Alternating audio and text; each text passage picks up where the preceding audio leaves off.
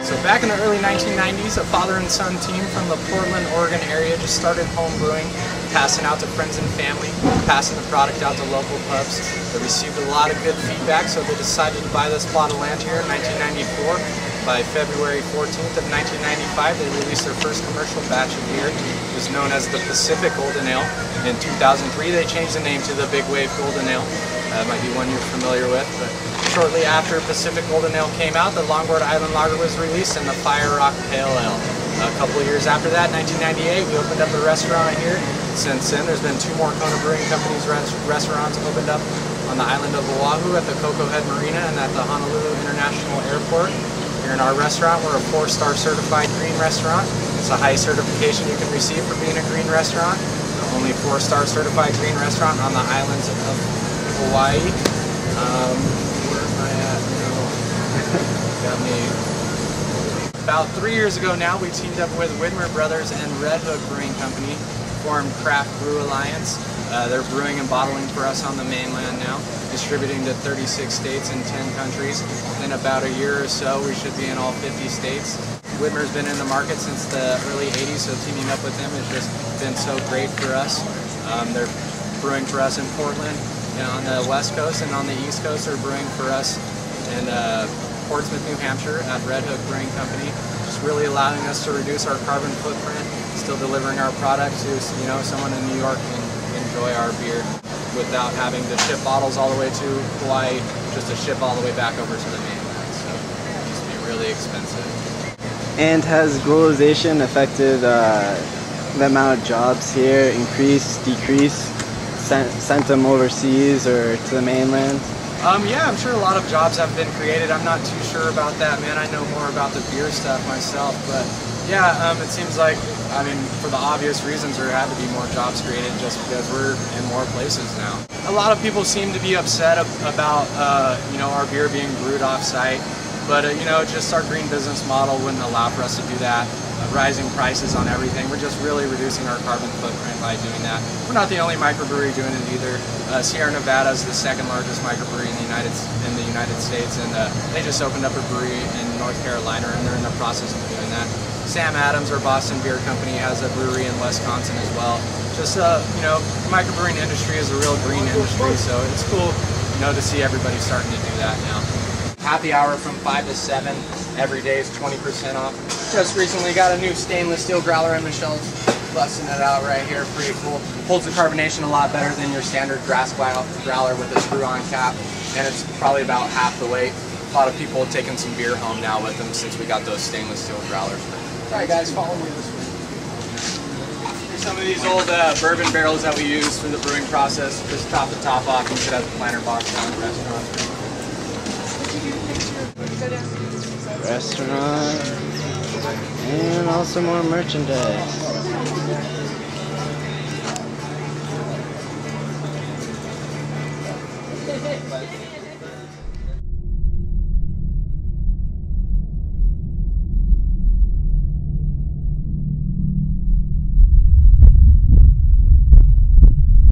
I'm Hank Carson. I'm a researcher in the Marine Science Department here at UH Hilo. And I've been studying the plastic pollution problem in the ocean for about 3 years now. There's definitely areas in the ocean where drifting objects accumulate. So all the stuff that flows out of rivers or comes off ships, given enough time, if it doesn't sink or break down, is going to accumulate somewhere, and that's in the center of sort of the rotating gyre, which is very close to Hawaii in the North Pacific, obviously one of the larger oceans. But there are those garbage patches or gyres in all the major oceans and seas around the world. And unfortunately, there is also plastic almost everywhere around the world. The patch is really ill-defined, and people say, oh, is it twice the size of Texas? Is it the size of the United States in total? All those are sort of true in that it just depends on how you define it. So there is some in the center, sort of north of Hawaii, there is some area of greater concentration of plastic than you would find other places. Most common things are small fragments that have broken down from all the other trash. There's also drifting buoys and nets from fishing, household items, just anything you use that's plastic. Unfortunately, all that stuff that floats is eventually getting into the gyre and breaking down very slowly. The even more global issue is that the plastic turns out to really adsorb, or it's kind of like absorb, but only on the surface, really suck up pollutants that were already in the water, pollutants from our past like DDT and PCB. So it's kind of this medium, as you said, of transporting pollutants that have come from the past, and these new ones we're inventing in the future, and they're sort of mixing together into these, I don't know, a toxic pill, if you will. And of course we're finding now that all sorts of organisms ingest the plastic, from filter feeders, mussels, microorganisms, all the way up to whales, which are filtering the water. I think it's really a global issue because this isn't an area of the ocean that anyone owns or has real jurisdiction over. And it's also chemicals and plastic from all over, all countries. Inland countries, coastal countries are all contributing. So it's really, I don't know, a tragedy of the commons if you've read about that, because it's a shared responsibility, and so in this case no one is really responsible. And it's also changing, you know, our coastal environments too. It's incorporating into the sand and changing what it is to be a beach. So it's really, because they're so persistent, and they just break down into smaller and smaller pieces instead of going away. The impacts really integrate into all levels of life that are associated with the ocean. You know, it's hard to assign blame for all these fishing nets and buoys and things. But locally, there's things you can do to make sure that Hawaii is not contributing to as much. And so you've probably heard about the plastic bag ban, which we've worked out.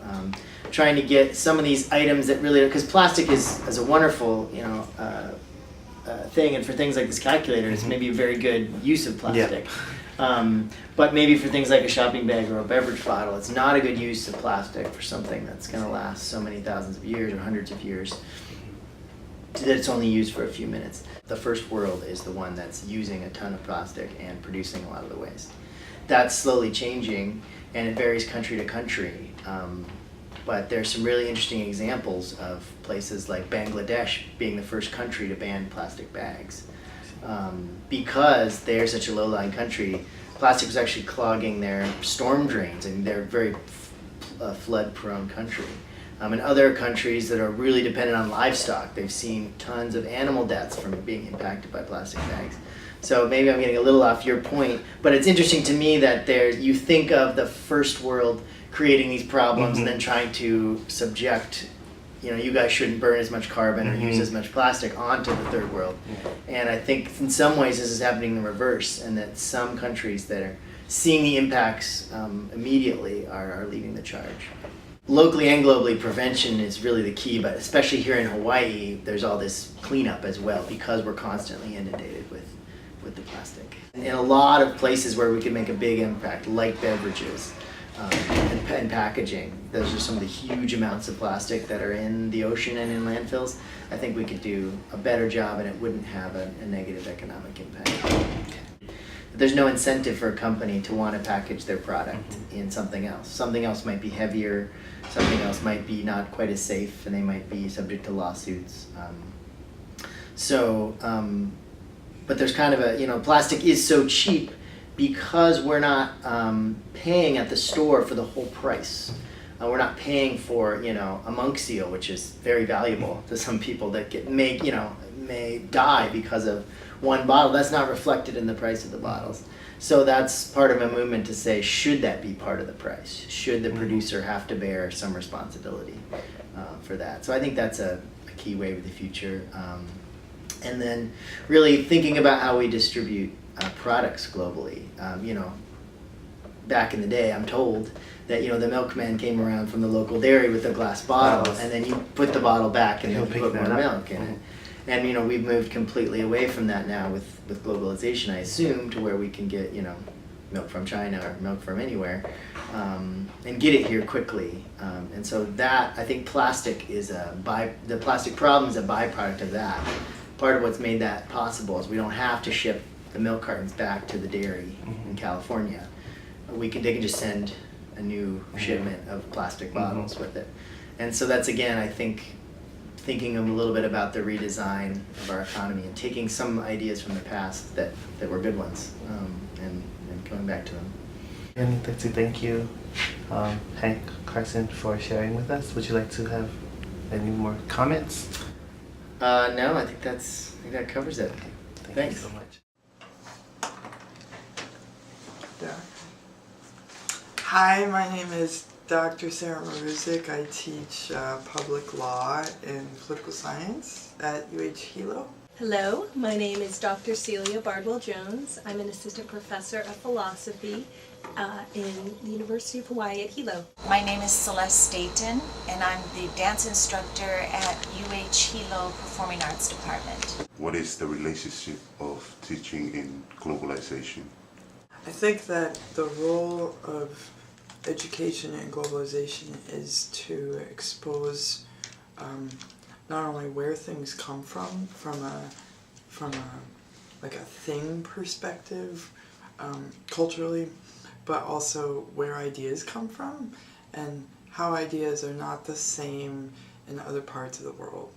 It seems like in my teaching, the idea of getting away from Eurocentrism or Americentrism, right, stuff that really focuses on Europe or the United States is it's kind of a challenge sometimes to get students to think that other parts of the world contribute to how we think. So it's not just, like traditionally colonizing countries. When I teach about globalization, I teach about it in the context of women. And I generally start with a statistic from the UN that has been known to us since the 70s. And that is that women do 2/3 of the world's work, receive 10% of the world's income, and own 1% of the means of production. Women experience poverty differently than men do. And so what's known among many globalization theorists is this concept called the feminization of poverty, which means that more women are falling into poverty due to the lack of resources, higher cost of living, and lack of sustaining employment. The Philippines, for instance, has a high export of what's known as transnational mothers leaving the Philippines and going into wealthier countries to do care work in many of these first world nations' homes. The result in the Philippines in particular is known as a care crisis, in which many children are left behind to be cared for by their other relatives, their grandparents and whatnot, and never really directly by the parent themselves, because the parents have to leave the Philippines in order to make money elsewhere. Colonization is a sort of an extension of globalization, in which it's not coincidence that most of the first world nations are European or Anglo cultures, whereas more of the quote-unquote developing nations or third world nations are people of color. People who are dancers do not make a lot of money. It's a very hard career. And their life in the career is very short, particularly in ballet. They need to retire from the stage by age 40. So they begin their training at age 8. They train for at least 10 years. And then from age 18 on, hopefully until they're 40 if they don't have an injury. That is the lifespan of a dancer performing on stage. Then they need to think of a second career. They have to retrain in something different or go into another field because they can't keep up the rigors of the training. In my specific field, it's companies that tour would go to many different countries and bring their performances. In terms of teaching and education, is cool at some place like Hilo because there are people from a lot of places, right? So you can see the effects of globalization in looking around. I could never retell the story of somebody in Tibet, for example, but I can call attention to their story through scholarship that looks at their story. Do you see what I mean? Is there a message that the dancers are trying to send? Many messages. It audience? can be anything, especially with the way that dance has evolved now. It can be a message in the old days when ballet was first around, it was usually about ethereal, supernatural, fairy tale subjects. Now it's about everything. It can be about issues, it can be about love, it can be about sadness, it can be about anything. It speaks of the human condition in a way that words can't.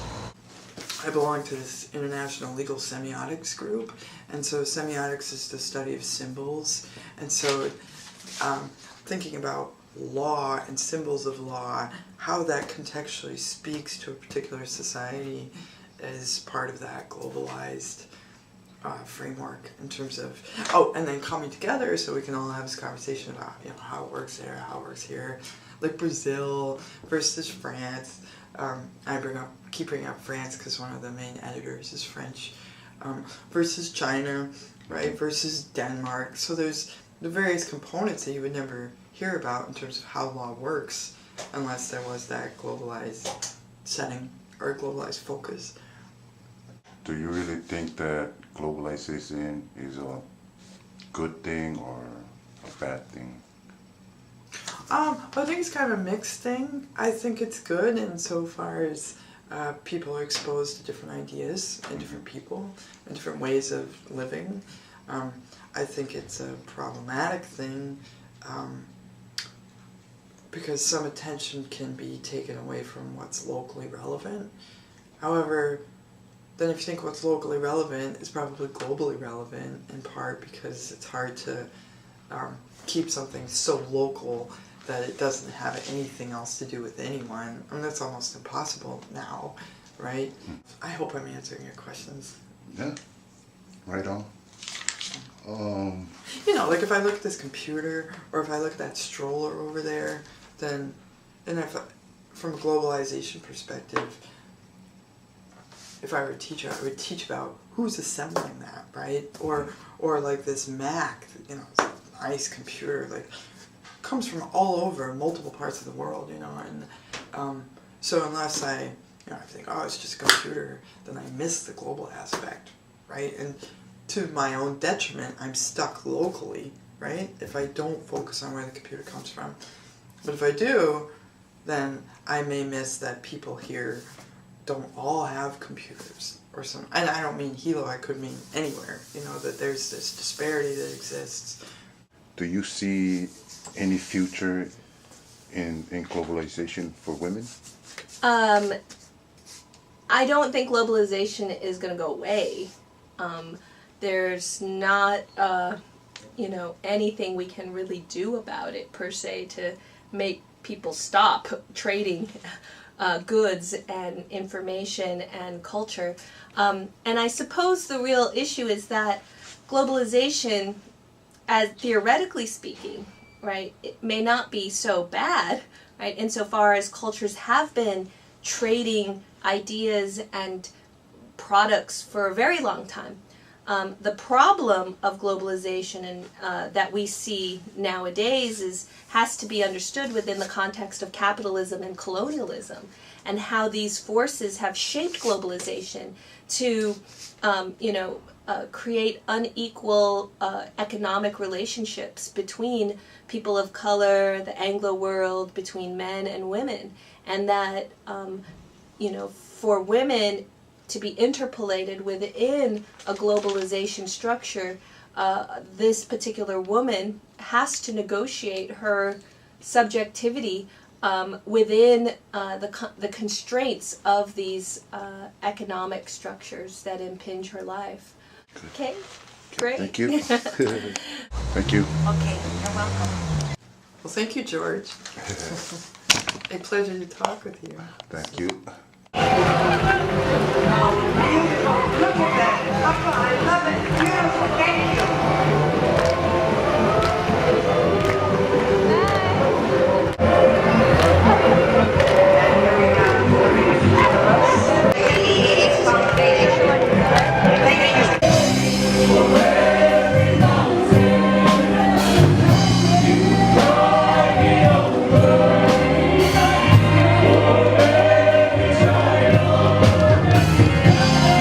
Thank you.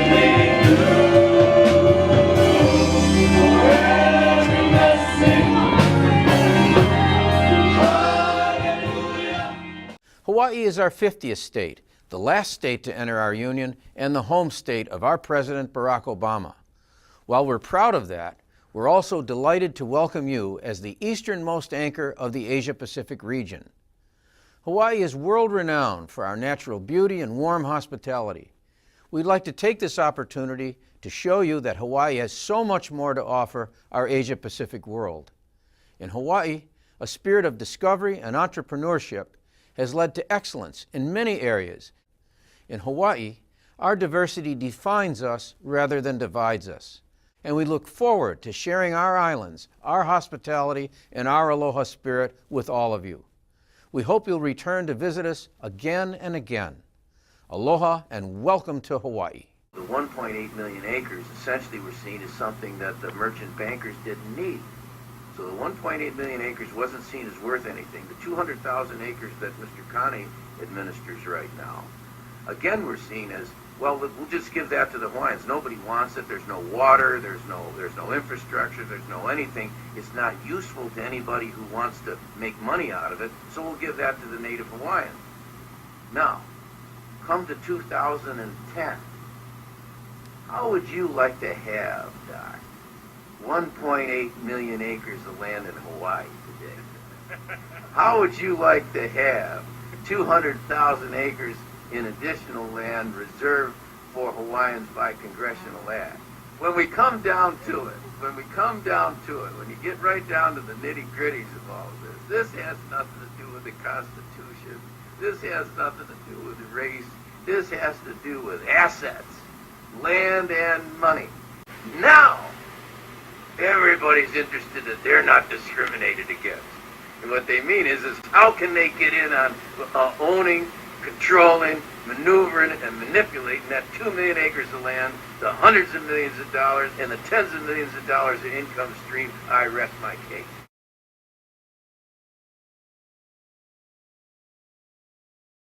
How did the Hawaiians get here in the first place? How did the Polynesians come across the ocean in the first place? By reading the stars, by understanding what the heavens were all about. And now we have the ability, the capacity, the possibility to reach further into the heavens to understand what that's all about. And Hawaii has the opportunity to lead the way to do that. What we need to do right now, of course you have to have the proper controls, you have to have the proper boundaries set up and all the rest of that. But in the course of that, we can set up scholarships for kids from Hawaii to become the world's leading astronomers. Why do we have to take the back seat? Why do we always have to be saying no? It's easy to stand on the side and criticize instead of joining in and putting yourself forward as a candidate and letting the people really decide who it is that's going to represent them. And they're on this stage right here, right now. We don't apologize to anybody who criticizes and doesn't participate. They have their opportunity. These people put themselves forward. Get up here and win fair and square, and you get the faith and trust of people. Don't talk about it. Do it. Join up.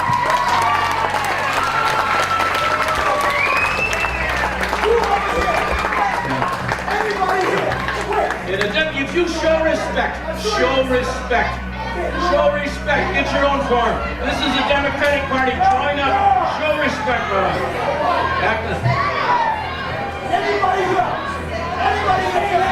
In Hawaii. Is there illegal treatment? That's all right. Is there illegal? What do you teach your children? That's all right. What do you teach your children? Is there illegal treatment of annexation? There is not. Forget about it. My son's life depends on it. Oh, your God.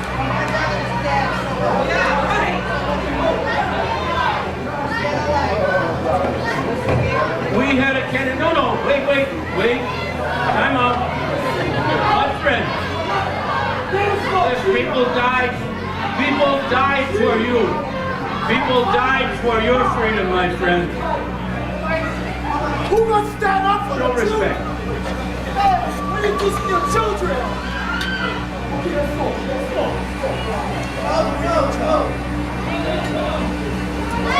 I'll debate you, Doc. There is a time and a place for debate. If the gentleman wants to say that he represents the people's voice, he has the opportunity to put himself forward as a candidate, to ask the permission of the people,